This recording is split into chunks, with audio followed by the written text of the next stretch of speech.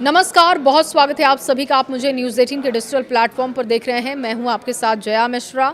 बात महायुद्ध की करेंगे। मिडिल ईस्ट में चल रहे युद्ध के बीच अब ईरान और उसके पड़ोसी देश अजरबैजान के रिश्ते बेहद नाजुक मोड़ पर पहुंच चुके हैं। अजरबैजान का दावा है कि उसके नाखिचवान इलाके में ईरान की तरफ से ड्रोन हमले किए गए।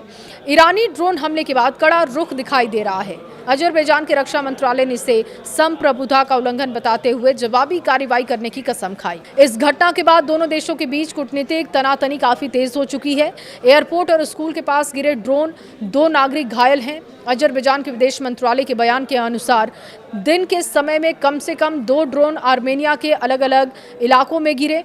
इनमें से एक ड्रोन नखीचवान हवाई अड्डे के टर्मिनल भवन पर गिरा है, जबकि दूसरा शेकेराबाद गांव में एक स्कूल की इमारत पर क्रैश हुआ। इस हमले में 2 नागरिकों के घायल होने की खबर है। एयरपोर्ट को भी काफी नुकसान पहुंचा है। जवाबी कार्रवाई करेंगे और इसकी कसम अजरबैजान ने खा ली है।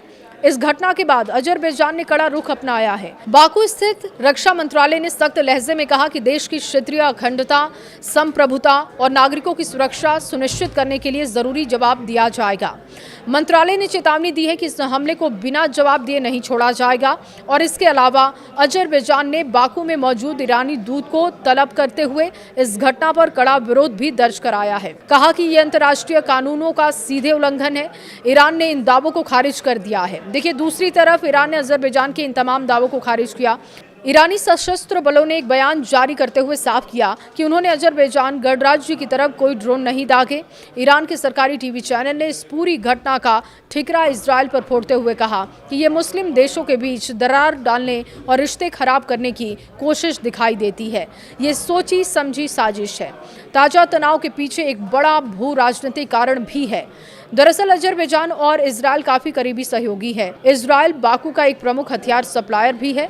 ईरान को हमेशा ये डर सताता रहा है कि इजरायल उसके खिलाफ किसी बड़े हमले के लिए अजरबैजान की जमीन का इस्तेमाल कर सकता है। हालांकि जब पिछले साल इजरायल ने ईरानी ठिकानों पर बड़े पैमाने पर हमले किए, तब अजरबैजान ने ईरान को भरोसा दिलाया था कि अपनी सरजमी का इस्तेमाल तेहरान के खिलाफ नहीं होने देंगे।